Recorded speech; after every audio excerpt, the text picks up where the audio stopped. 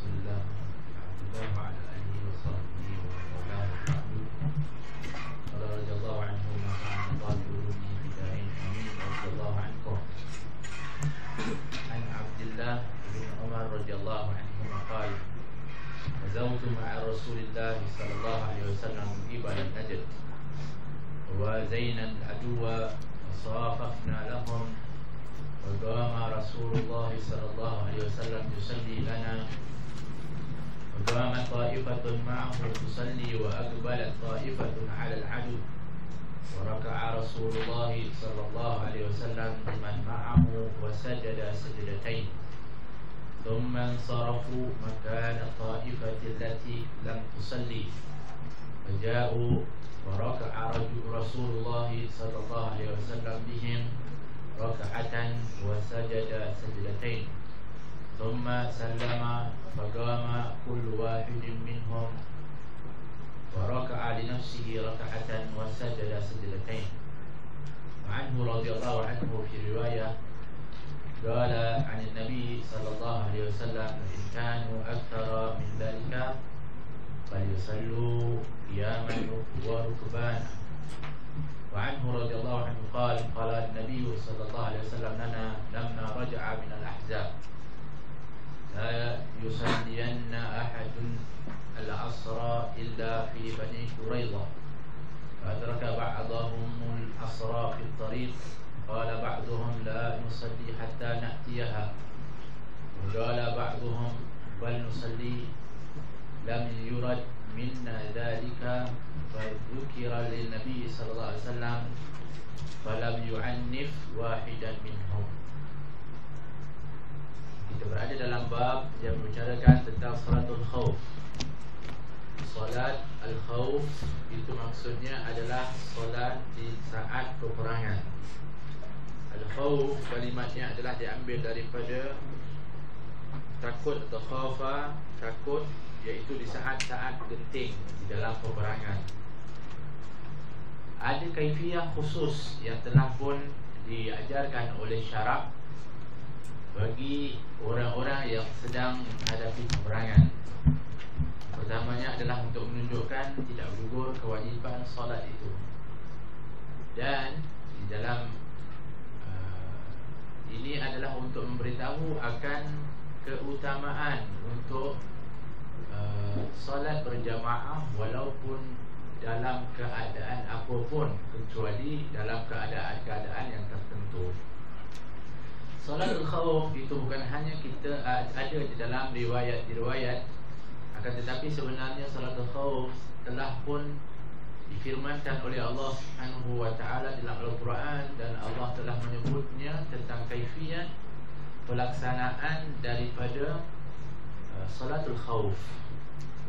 Di dalam surah An-Nisa Allah Subhanahu wa taala menyebutkan wa idza kunta fihim fa aqamta lahumus salah faltaqum ta'ifatun minhum ma'aka wal ya'khudhu aslihatahum fa idza sajadu falyakunu min wara'ikum wal ta'ti ta'ifatun ukhra lam yusallu falyusallu ma'ak wal ya'khudhu hidrahum wa aslihatahum.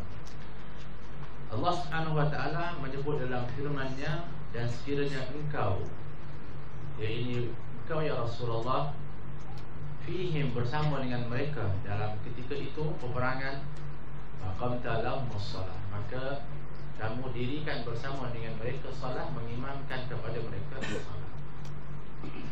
Ketika kamu menjadi imam, faltaqum ta'ifatun minhum, maka ketika mana kamu mendirikan salat, maka hendaklah ada satu kelompok yang berdiri untuk solat bersama denganmu.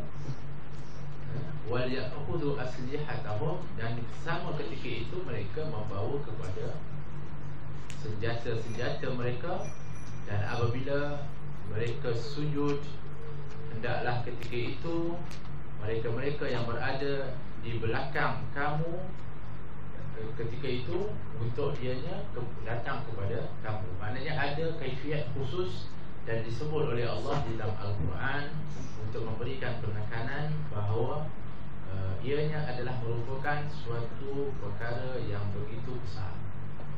Di dalam hadis ini adalah untuk mendetailkan dari kaifiat, sehingga di sana keluarlah berbagai kaifiat mengikut kepada mazahib yang telah pun mengambil dari kefahaman praktikal yang telah pun dilaksanakan oleh baginda Rasulullah, walaupun teorinya telah pun disebutkan oleh Allah Subhanahu wa taala di dalam Al-Quran. Hadis yang diriwayatkan daripada Abdullah bin Umar radhiyallahu anhu, beliau menyatakan, aku berperang bersama Rasulullah sallallahu alaihi wasallam. Sayyidina Abdullah bin Umar adalah merupakan sahabat yang masih kecil, bukanlah di kalangan sahabat-sahabat yang besar. Dia adalah anak kepada Sayyidina Umar Al-Khattab radhiyallahu anhu. Begitu semangatnya dalam berjuang di jalan Allah Subhanahu wa taala, sehingga beliau sentiasa menunggu kepada umurnya yang menyebabkan ia layak untuk keluar berperang bersama dengan baginda Rasulullah, walaupun sudah berkali ketika itu dilarang oleh Nabi ketika dalam keadaan beliau masih kecil. Akan tetapi kesempatan-kesempatan yang diberikan, maka dia tidak meninggalkan kesempatan tersebut. Bahkan bukan hanya daripada semangat juang yang telah pun ditunjukkan, bahkan di sana membawa kepada ilmu, hingga di antaranya yang disebutkan abadallah, iaitu di antaranya Abdullah bin Abbas, begitu juga Abdullah bin Umar dan Abdullah bin Mas'ud menjadi orang yang begitu berilmu di kalangan para sahabat, yang belajar dari berbagai kehidupan yang dilihat dari kehidupan baginda Rasulullah SAW. Dia mengatakan, aku berang bersama Nabi SAW di Balal Najd, iaitu dalam keadaan mengarah kepada Najd. Wazaina aduwa, ketika itu kami dalam keadaan sedang hadapi musuh. Safafna lahum, dan kami mengadakan saf. Di dalam saf itu, saf apa? Saf untuk memerangi ketika itu kepada musuh. Musuh di depan, dibuat saf. Saf di dalam peperangan ini adalah cara kaifiat bagaimana peperangan ketika dahulu. Mereka akan menyusunkan saf, dan saf itu sangat penting. Sebab itulah diibaratkan bahawa di dalam saf as-salah itu adalah seperti orang yang sedang berjuang di jalan Allah Subhanahu wa taala. Sebab itu saf itu adalah saf yang begitu mantap dan tersusun rapi untuk memperlihatkan kekuatan Islam. Itu. Dan mereka buat saf. Di sanalah yang banyaknya yang disebutkan bagaimana peristiwa seperti Sayyidina Uqashah yang ketika menuntut kepada baginda Rasulullah, antara katanya adalah ketika mana dia sedang disusun saf ketika itu. Ketika itu Nabi SAW meluruskan dengan ada berbagai dari riwayat, di antaranya siwak ataupun daripada satu kain ataupun daripada tongkat, sehingga dia menuntut kepada Nabi SAW. Akan tetapi sebenarnya adalah ingin untuk menyentuh kepada kulitnya dengan kulit baginda Rasulullah. Jadi ini saf perlu kepada kemantapan dan lurus menghadap kepada musuh. Di antaranya adalah supaya ianya kemas dan juga tidak ianya seolah-olah satu benteng yang melapisi di antara satu yang lain. Di dalam as-salah kita dianjur dan sangat disuruh untuk berada di saf yang pertama. Kalau sekiranya kata baginda Rasulullah, orang itu mengetahui apa yang ada di dalam saf awal, pasti dia akan datang walaupun dalam keadaan merangkak, walaupun terpaksa mengundi, kata baginda Rasulullah. Ini berumpun-rumpun semua dah serentak datang, ambil cabut undi pula. Saya menang dapat saf awal. Kita hari ni dapat saf awal macam tak nak pergi. Yang ini mengundi kalau boleh. Kita mengundi ni kena pakai dakwat lagi. Yang itu tak payah pakai telah mengundi nak dapat saf awal sebab ganjarannya besar. Nah, para sahabat juga bukan hanya berebut di dalam saf awal ketika dalam solat, begitu juga mereka berebut saf awal di dalam peperangan. Nah, kenapa? Kerana nak lebih dahulu kami di jalan Allah Subhanahu wa taala.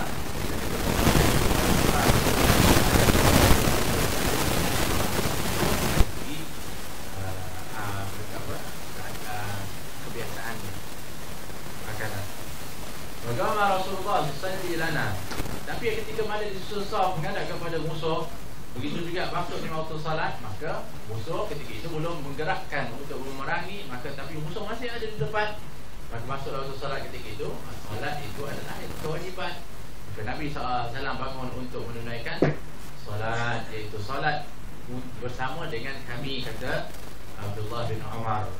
Bagaimana ta'ifatun ma'ahu tusalli wa tusalli, maka berdirilah satu kelompok yang solat bersama dengan Nabi.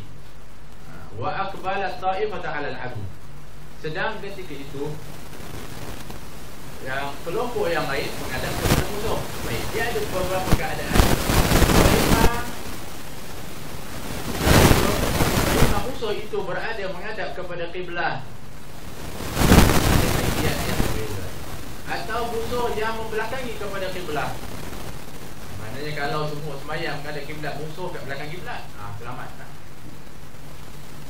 Jadi kalau kira musuh menghadap kepada kiblat, ada kaifiat. Sebenarnya telah pun dibahaskan di dalam kitab At-Tamhin sebelum ini. Tahu ingat atau tidak? Iaitu semuanya ketika itu akan salat berdiri, yang belakangnya akan tunggu. Ketika mana yang depan tu Nabi rukuk, maka ketika itu rukuklah bersama dengan mereka saf yang pertama. Kemudian Nabi sujud, dia pun sujud bersama. Yang lainnya adalah menunggu melihat kepada musuh. Tapi kalau musuh di belakang, yang lain menghadap kepada musuh, tak salat, menghadap kepada musuh. Setelah selesai disebutkan di sini, yang lainnya menghadap kepada musuh. Wa raka'a Rasulullah biman ma'ahu, kemudian Nabi rukuk bersama dengan orang yang salat bersama dengan Nabi. Wa sajada sajdatain, kemudian setelah itu sujud dua rakaat, dua sujud. Setelah selesai bangun Nabi SAW, summa sarafu ma'kan at-ta'ifah allati lam tusalli. Ketika Nabi SAW sujud dua kali, kemudian Nabi bangun, yang salat bersama dengan Nabi tadi juga bangun, tetapi dia keluar. Di dalam ini ada berbagai pendapat. Sebab itu dalam mazhab Syafi'i mengatakan muharaqah, kemudian dia akan solat sendiri, selesaikan sendiri, kemudian selesai dia akan pergi kepada taifah atau kelompok yang satu lagi untuk pergi jaga pula, itu menghadap kepada musuh. Yang kelompok ini datang pula untuk solat rakaat yang kedua Nabi itu adalah rakaat pertama bagi kelompok yang kedua tu. Begitu. Faja'u faraka'a Rasulullah sallallahu alaihi wasallam bihim, kemudian Nabi pun rukuk, mereka pun rukuk juga. Kemudian Nabi pun sujud dia sujud juga. Nabi tayat akhir, sebab itu adalah qasar. Sebab di dalam Al-Quran Allah mengatakan wa idza darabtum fil ardi fala junaha 'alaikum an taqsaru minas shalah. Kalau sekiranya kamu dalam keadaan mengadakan perjalanan, maka tidaklah menjadi satu kesalahan bagi kamu untuk kamu itu mengqasarkan kepada salat. Begitu juga di dalam keadaan kamu dalam peperangan. Kemudian setelah itu summa sallama, Nabi salam, faqama kullu wahidin minhum faraka'a li nafsihi raka'atan wa sajada sajdatain. Setelah Nabi salam, yang lainnya tambah yang kurang. Begitulah. Di dalam hadis ini menunjukkan akan keutamaan solatul jamaah, sehingga disebutkan orang-orang yang mengatakan solat jamaah itu wajib berpegang juga kepada dalil di dalam hadis ini. Ketika dalam peperangan pun sampai di sana ada kaifiat khusus di dalam berjamaah supaya jangan sampai ditinggalkan solatul jamaah, apatah lagi di dalam keadaan biasa. Menunjukkan keutamaan dalam salatul jamaah, dalam salatul khauf ataupun dalam salat peperangan pun. Subhanallah, dianjurkan dan juga diajarkan bahkan oleh Allah Subhanahu wa taala dalam Al-Quran untuk mengajarkan dan juga memberitahu tentang kaifiat secara khusus.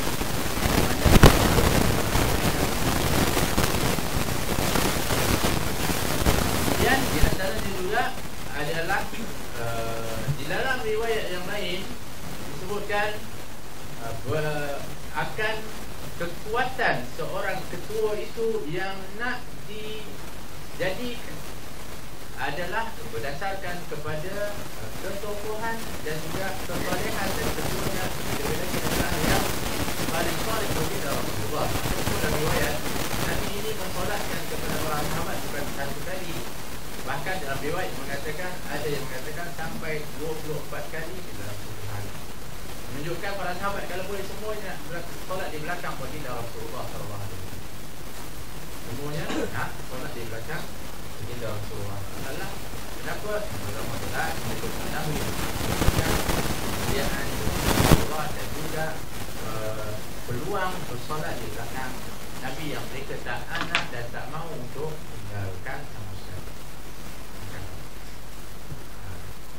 Jadi mereka ini membina kekuatan-kekuatan, apalagi bersama dengan baginda Rasulullah, sehingga mereka akan maju ke medan peperangan itu tanpa rasa takut. Dan sesungguhnya dalam peperangan, lari dari medan peperangan itu adalah merupakan minal kabair, adalah merupakan daripada dosa-dosa besar. Tengok ramainya musuh lagi, ini dosa besar.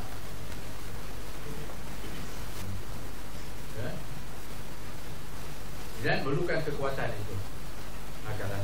Jadi ini kaifiat yang disebutkan oleh Abdullah bin Abbas, melihat kepada kaifiat dan telah pun beliau salat bersama Nabi dalam peperangan. Dalam riwayat yang lain daripada Abdullah bin Umar radhiyallahu anhu, dia mengatakan daripada baginda Rasulullah SAW mengingatkan, wa aktsara min dalika fayusallu qiyaman wa rukbana. Kalau sekiranya kamu itu dan tidak musuh itu ramai banyak sedang berbicara fayusallu qiyaman wa rukbana. Salatlah kamu dalam keadaan berdiri dan dalam keadaan kamu sedang menunggang di atas kenderaanmu. Ada riwayat yang mengatakan rijalan wa rukbana, dalam keadaan kamu berjalan dan juga dalam keadaan kamu menunggang, dalam riwayat yang lain. Bermakna kalau sudah sampai musuhnya banyak, kalau solat macam itu musuh akan datang dari setiap penjuru. Yang ini menghadap sini tapi rupanya ada musuh di penjuru yang lain, maka tak ada lagi cara kecuali ketika itu mereka terpaksa solat dalam keadaan di mana saja mereka berada, dalam keadaan apa mereka, sambil tembak, sambil lari, sambil berguling, tapi solatnya tetap mesti dilaksanakan dalam keadaan apa saja keadaannya, akan kewajiban yang sangat besar kepada as-solat walaupun dalam perang. Maknanya di antaranya juga nak sebut bahawa di mana saja dalam keadaan apa pun hati kita adalah kaitannya dengan Allah Subhanahu Ta'ala. Dan kalau musuh itu banyak, maka hendak kata baginda Rasulullah, solatlah kamu itu dalam keadaan berdiri ataupun dalam keadaan menunggang kenderaan, sedang naik kuda ketika itu untuk nak pergi mencantik kepada musuh. Masuk waktu solat, waktu solat ketika itu dia pun boleh solat.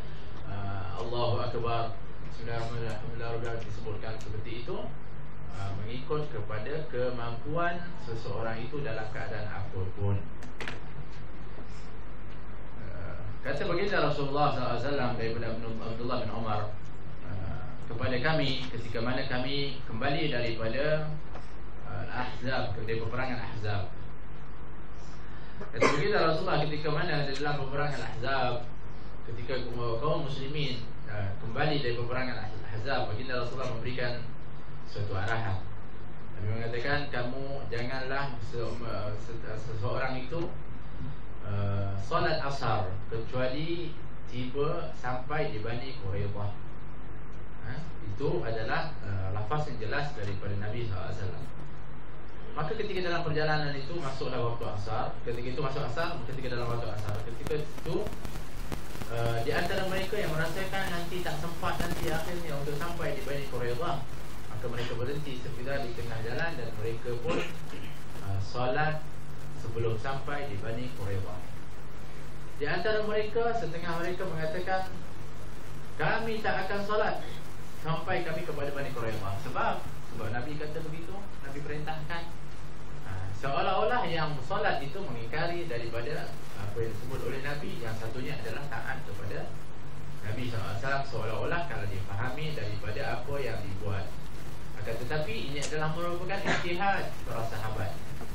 Ini adalah merupakan ijtihad yang kelompok ini mengatakan, kalau kami tunggu ke tempat yang Bani Quraidah, mungkin nanti akan keluar waktunya. Memang ketika itu ada riwayat bukan keluar pada waktunya, dia tak solat. Kenapa? Kerana memudah kepada arahan baginda Rasulullah SAW. Kalau ba'duhum bal nusalli, dari ada mereka kata, kami nak solat, kita nak solat juga. Keadaannya dalam riwayat ini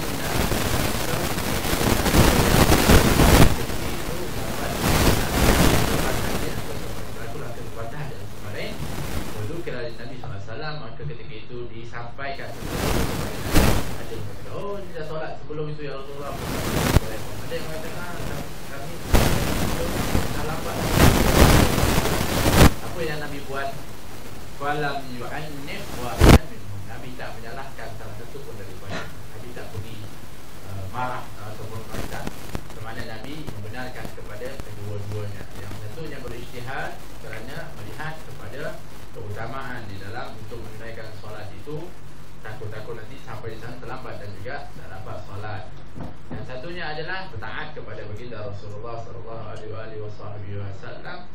Maka kedua-duanya ini adalah juga termasuk kerana dalam keadaan peperangan ini ya. Ini adalah merupakan yang satunya mengambil kepada ini adalah kewajiban dan tak ada rukhsah, tidak ada keringanan. Tapi yang ini melihat kepada apa yang diperintahkan oleh Nabi dalam keadaan peperangan, adanya di sana untuk ia berpegang kepada perkataan Nabi SAW dan juga untuk ianya memegang kepada arahan ketua begitu. Tetapi memanglah la ta'ata li makhluq fi ma'siyatil khaliq, tapi ini adalah baginda Rasulullah. Beza dengan kalau ketua-ketua kata okey kita tak payah solat ya. Dulu ada satu kursus yang kadang-kadang tu berlaku.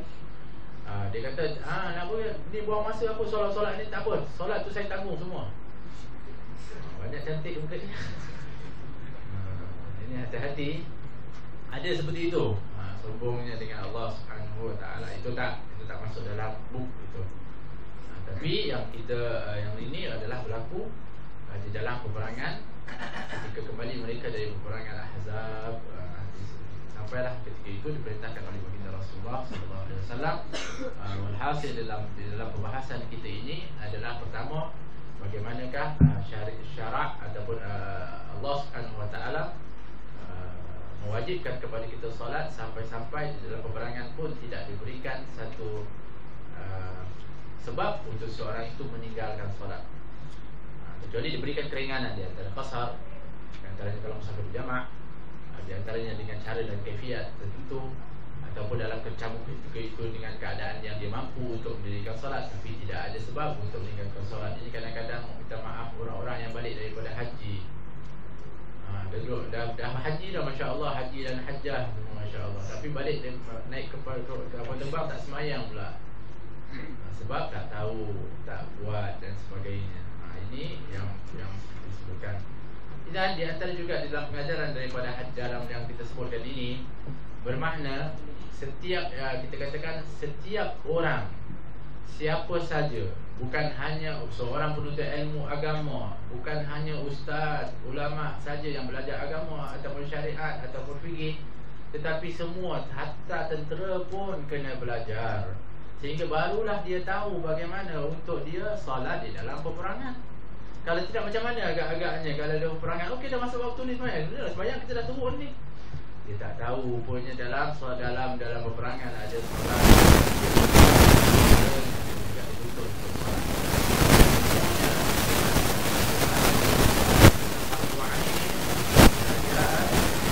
Dalam ibadah kepada Allah Subhanahu wa taala. Apa yang kita baca ini bermanfaat kepada kita.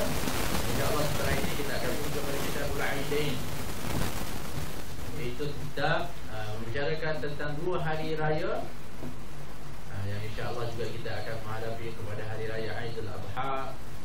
Begitu juga kata Ustaz Ashraf tadi, kita berada dalam awal Zulhijjah hingga 10 ini adalah merupakan saat yang begitu besar sehingga dia disuruh kita untuk memenuhi dengan berzikir dan juga beribadah kepada Allah. Walaupun ada orang mengatakan tak ada hadis pun yang menyatakan kita ni mesti berpuasa yang ada pada 9 Zulhijjah. Kita sebutkan adanya anjuran dan galakan daripada baginda Rasulullah untuk kita mempergiat amal ibadah di dalam 1 hingga 10 Zulhijjah. Tetapi terbuka ketika itu apa amalannya. Tak ada amalan yang lebih penuh ketika itu amalannya. Maknanya contohnya kalau kita nak penuhkan satu hari kita dengan berzikir kepada Allah, boleh tak? Daripada pagi sampai petang kita nak berzikir kepada Allah, tak berhenti sebab nak penuhkan. Tak buat dah. Dan tak terselit dengan lagu-lagu dan sebagainya. Bukan ya. Atau kita nak baca Al-Quran daripada pagi sampai ke petang, sampai ke malam pun kadang-kadang kita tak terpenuh dah. Jadi antara yang paling senang untuk memenuhi daripada waktu pagi sehingga kepada petang atau malam itu dengan ibadah adalah dengan puasa. Sebab puasa itu daripada pagi sampailah nilai puasa itu. Kalau seorang tidur dengan sebab niat dia itu puasa sebagai pun ibadah. Kalau dia buat dalam keadaan kerja dengan puasa beribadah, belajar dengan puasa, belajar dengan itu beribadah. Nilai ibadah itu dengan puasa. Sebab itulah dulu para ulama kita menganjurkan kita berpuasa. Berpuasa ini seolah-olah ianya merangkumi kepada ibadah itu, memenuhi kepada waktu kita di dalam ibadah kepada Allah Subhanahu wa ta'ala. Amin. Bagi pada, tapi janganlah 1 sampai 8 masya-Allah puasa, 9 tak puasa pula. Sedangkan 9 itu adalah yang paling utama di dalam kita berpuasa dan beribadah. Allah Taala